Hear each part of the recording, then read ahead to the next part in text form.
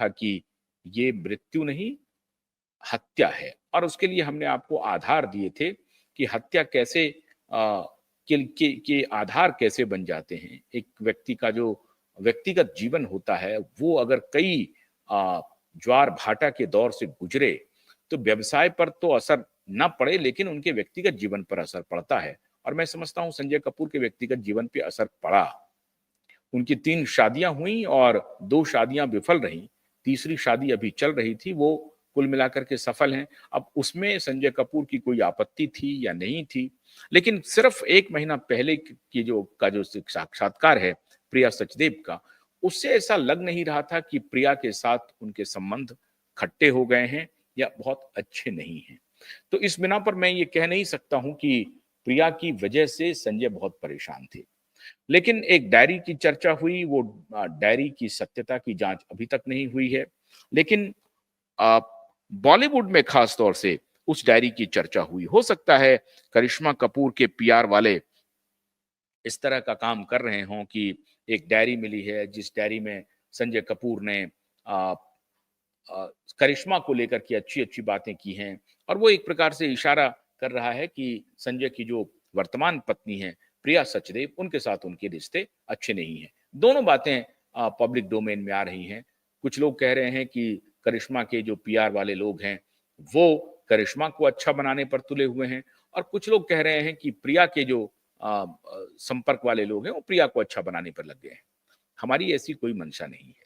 हमारी मंशा सिर्फ़ इतनी है कि हम जो सत्य है वो आपके सामने रखें। अगर मधुमक्खी के निगल लेने से उनका हार्ट में चॉक हो गया और उनकी मृत्यु हो गई, तो इसकी जाँच होनी चाहिए थी। अब हो सकता है कि जाँच हो गई होगी और पता चला कि कोई फ़ाउल प्ले नहीं है, तो उसको करेक्ट किया गया। लेकिन इतने बड़े व्यवसायी की अगर मृत्यु होती है, जो पूरी तरह से फिट हों और पोलो खेल रहे हों, घोड़े पर दौड़ लगा रहे हों और कोई बूढ़े भी नहीं हों, उम्र से भी ऐसे कुछ नहीं हो, 53 साल उनकी आयु थी और उनकी अगर यकायक मौत हो जाती है, तो जाँच तो होनी ही चाहिए।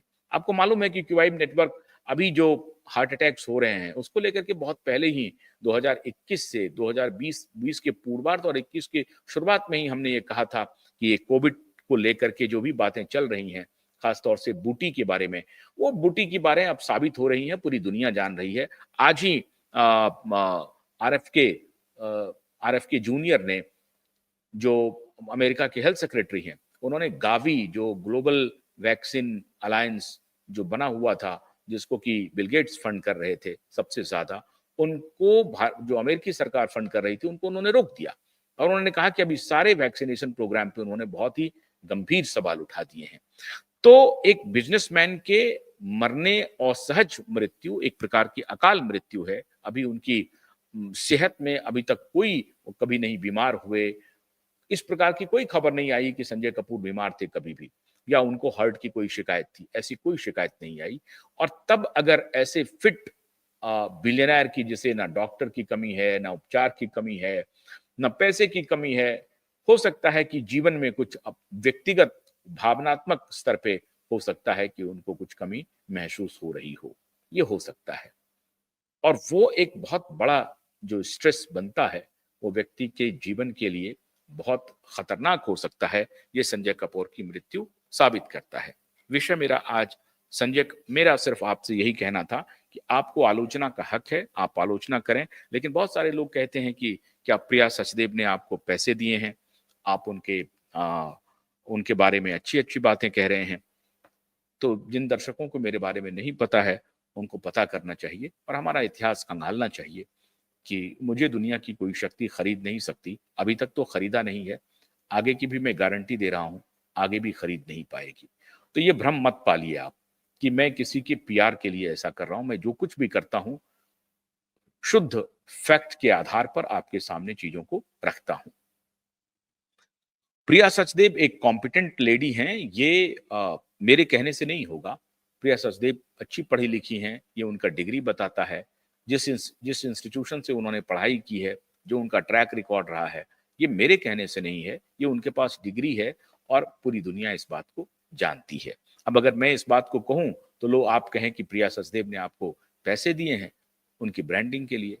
तो ये आपकी प्रतिक्रिया मैं बड़ी विनम्रता से कहना चाहूँगा, ये अनुचित है और मैं आपसे अनुरोध करता हूँ कि ऐसी प्रतिक्रिया देने के पहले कम से कम 1-2 बार ज़रूर सोचिए। ख़ैर, फिर भी आप स्वतंत्र हैं किसी भी प्रकार की प्रतिक्रिया देने के लिए और जैसा कि मैंने आपको पहले ही बताया कि आपकी हर प्रतिक्रिया मेरे सर माथे पर है। लेकिन आज मैं जिस बात का फिर ज़िक्र करने जा रहा हूँ, वो बेहद सुंदर प्रकरण है। सुंदर इसलिए कह रहा हूँ, हालाँकि मृत्यु पर सुंदर और सुंदर की चर्चा करना, सुंदर शब्द का इस्तेमाल करना भी ठीक नहीं है।